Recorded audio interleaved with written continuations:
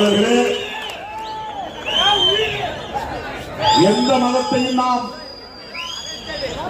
நம்முடைய நம்பிக்கைதான் உயர்ந்தது என்று அவமதிக்கின்றேன். என் அம்மாவுக்கு கடவுள் நம்பிக்கை இருக்கு. நான் வெளியே போகும்போதும் உள்ள வரும்போதும் தேர்தல் நேரத்தில் அவங்க ஆளை விட்டு வரவேற்கிறாங்க, திருநீர் பூசுறாங்க, திருஷ்டி கழிக்கிறாங்க. அம்மா வேணான்னு நான் ஒரு நாள் சொல்லுங்க. தலையை குனினா கூட குனிவேன், தலையை சுத்தி கொண்டு போய் வெளியே போடுவாங்க. அந்த உணவை நாங்கள் மதிக்கிறோம்.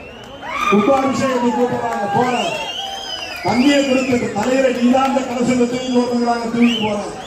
கலசத்துல ஊத்துன்றாங்க, ஊத்துற ஜனங்க மேல தெளின்றாங்க, தெளிக்கிற. இதெல்லாம் மக்கள்கிட்ட கட்டளையை செய்கிறேன், அவ்வளவுதான். மக்கள் விருப்பத்தை நிறைவேற்றுகிறேன், அவ்வளவுதான். என் மீது நம்பிக்கை வைத்திருக்கிற மக்களுக்கு நான் கட்டுப்படுகிறேன்.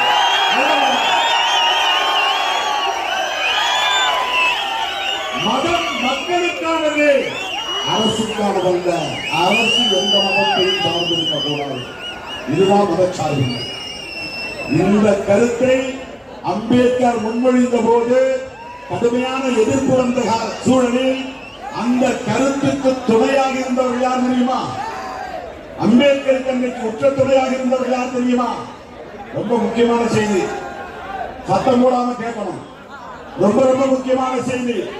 அம்பேத்கர் அவர்கள் இந்த புதிதாக உருவாக்க இருக்கிற இந்திய அரசுக்கு அரச மதம் கூடாது என்ற நிலைப்பாட்டை எடுக்கிறார். No religion for our state. நம்முடைய இந்திய அரசுக்கு மதம் இல்லை என்ற முடிவை எடுக்கிறார். எல்லோரும் கடுமையாக எதிர்க்கிறார்கள். அப்போது அம்பேத்கரின் கருத்துக்கு, இந்த ஒரு கருத்துக்கு மட்டும் துணையாக இருந்தவர்கள் 2 பேர். ஒருவர் பண்டிட் ஜவஹர்லால் நேரு, இன்னொருவர் யார் தெரியுமா?